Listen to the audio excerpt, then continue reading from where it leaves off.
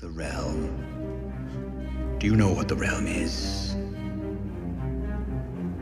It's the thousand blades of Aegon's enemies. A story we agreed to tell each other over and over till we forget that it's a lie. What's up, ladies and gentlemen? Welcome back for another Game of Thrones Season 8 theory video. What I want to talk about today is actually my favorite theory of mine. Ever since I created my channel, I have made over 350 different videos about Game of Thrones. I have given my thoughts on pretty much every character that is still active in the show, but out of all those videos, this is the one I like the most. I was already very confident about this theory, but I have some more evidence that I think backs it up even more. Now, I do have to admit, most of this evidence was taken directly from the books, but I still think there is a very good chance it can happen in the show too. There is some foreshadowing for this in the television show as well. Not to mention, Dan and Dave did talk to George R.R. Martin about how his books will end.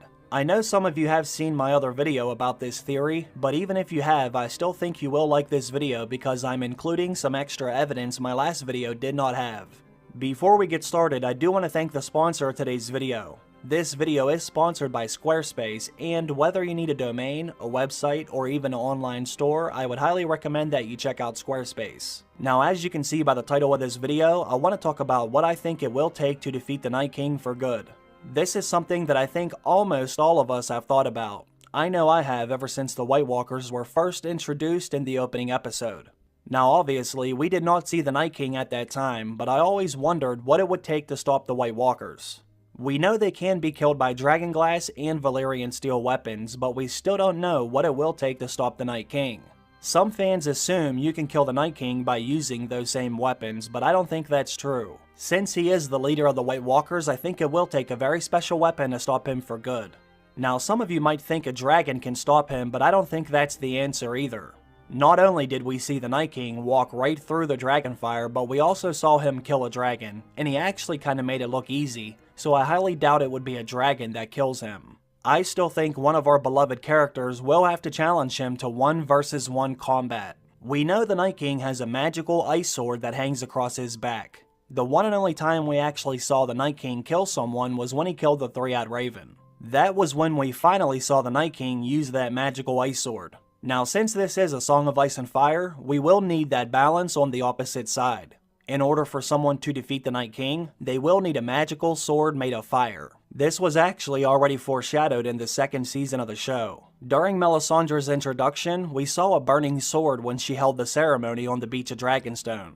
Now, how many of you actually think it's a coincidence that this is what we saw during Melisandre's introduction into the show? I believe we will see the same thing happen during Melisandre's final scene in the show.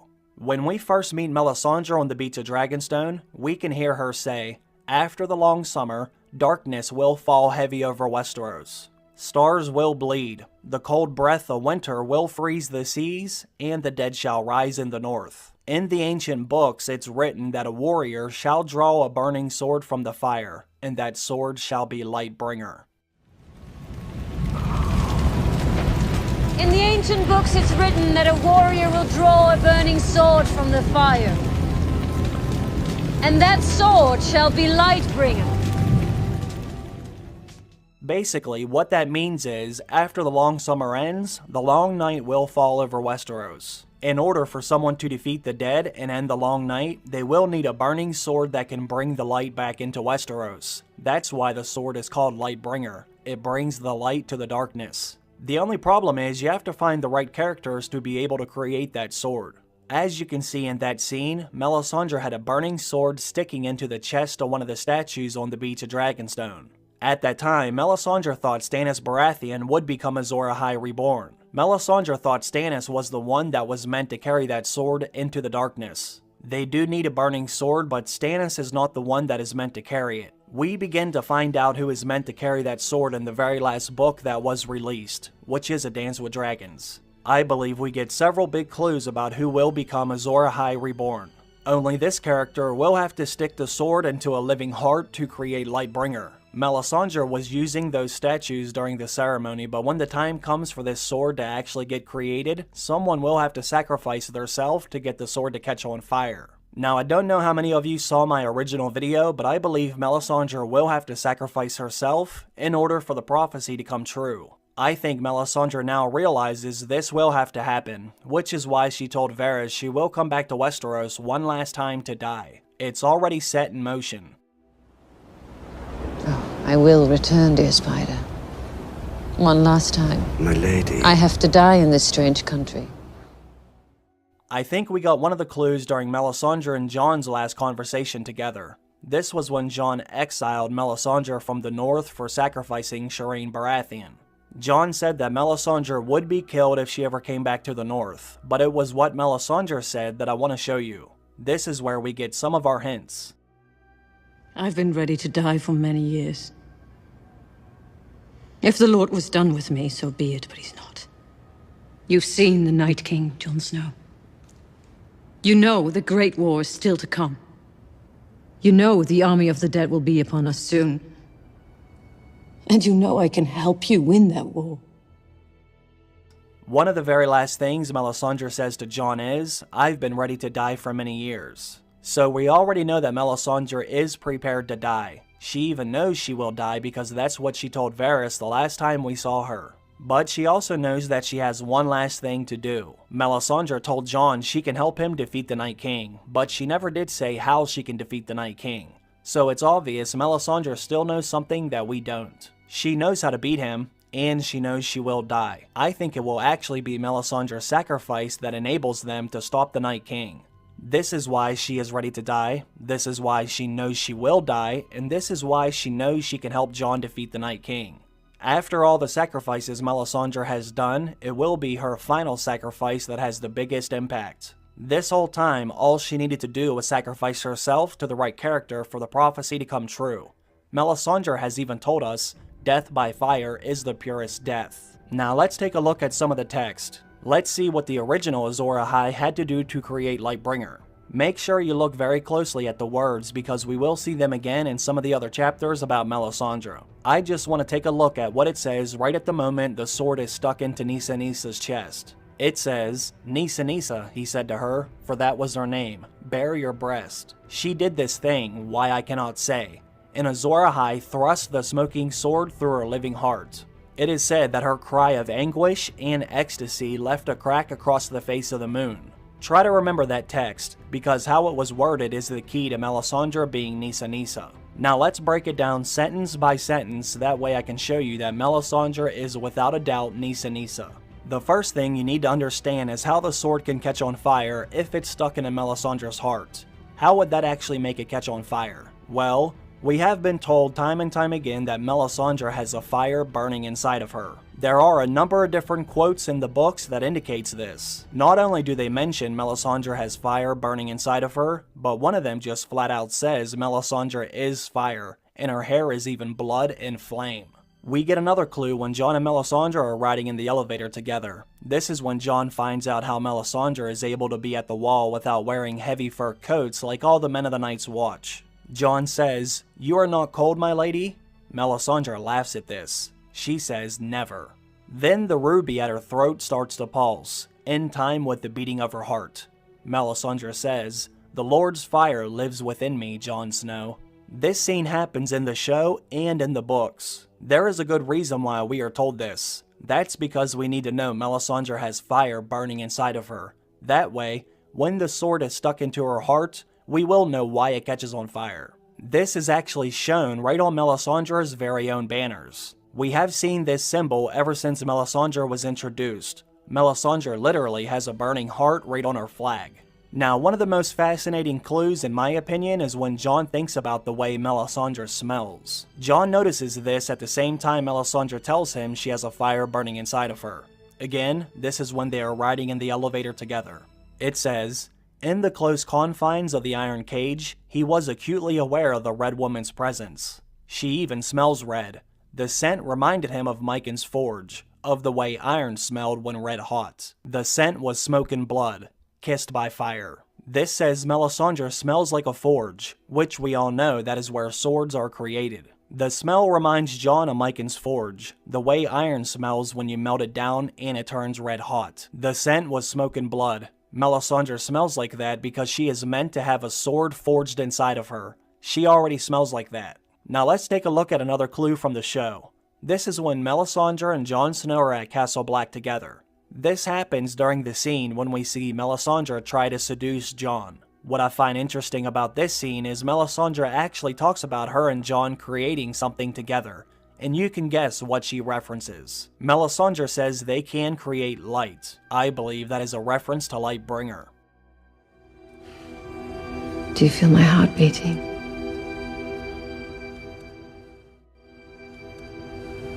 There's power in you. You resist it, and that's your mistake. Embrace it. In our joining, there's power. Power to make life. Power to make light. Did you notice what Melisandre did right before she said that to Jon? She bared her breast, which is what Nissa Nissa did right before Azor Ahai stuck his sword into her chest. Melisandre bares her breast, then she talked about creating light. Okay, so let's go over what we know so far. Melisandre has told us she has a fire burning inside of her. Melisandre never gets cold, and Jon even notices she smells like a burning sword. Then, Melisandre tells Jon they can create light together. Melisandre also told Jon she can help him defeat the Night King, and she told Varys she will die next season. Are you starting to notice the connections here? Let's continue. Now let's go back to the prophecy. Let's take another look at that text. It says, Azor Ahai thrust the smoking sword through her living heart. Notice how it says living heart. It doesn't just say heart. Now let's take a look at what Davos says when he thinks about killing Melisandre. This is shortly after the battle at Blackwater Bay. Notice how he references Melisandre's heart. It says, I will cut the living heart from her breast and see how it burns. Not only does it reference a living heart just like the prophecy does, but it also references a burning heart. And this is directly connected to Melisandre. Now let's take a look at the prophecy again. This time I want to look at the last sentence. After the sword is stuck into her heart, it is said that her cry of anguish and ecstasy left a crack across the face of the moon.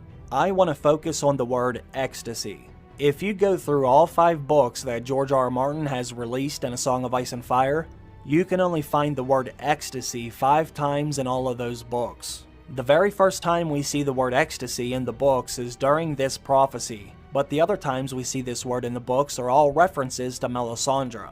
That is not a coincidence, my friends. This is what it says in Melisandre's very own chapter. In fact, it's her one and only chapter so far. It says, The Red Priestess shuddered. Blood trickled down her thigh, black and smoking. The fire was inside of her. In agony, in ecstasy, filling her, searing her, transforming her. Now let's take a look at one of the other times we can see the word ecstasy in the books. This time it's describing the way Melisandre cries, and it sounds exactly like the way Nissa Nissa cried. This happens when Melisandre is giving birth to the shadow baby. This is what Davos notices. It says, blood ran down her thighs, black as ink. Her cry might have been agony, or ecstasy, or both. When Nissa Nissa cried, it says her cry was of anguish and ecstasy. When Melisandre cries, it says her cry was of agony or ecstasy. Like I said, these are the only times you can find that word used in all 5 books. So now that we know who Nissa Nissa is, let's take a look at who Azor Ahai is. Now if you remember, Melisandre originally thought Stannis Baratheon was Azor Ahai, but in the very last book that was released, we get a clue about who is really Azor Ahai. We find this out in Melisandre's one and only chapter thus far. When Melisandre looks into the fire, she prays for a glimpse of Azor Ahai, but the only thing R'hllor shows her is snow. Now look at the way George R. R. Martin wrote that sentence. The word snow is actually capitalized. That's because he is referencing a character's name, as in Jon Snow. He is not talking about the snow that falls from the sky. So, whenever Melisandre looks into the fire to see who Azor Ahai is, the only thing she can see is snow. We get another very good clue in the same book.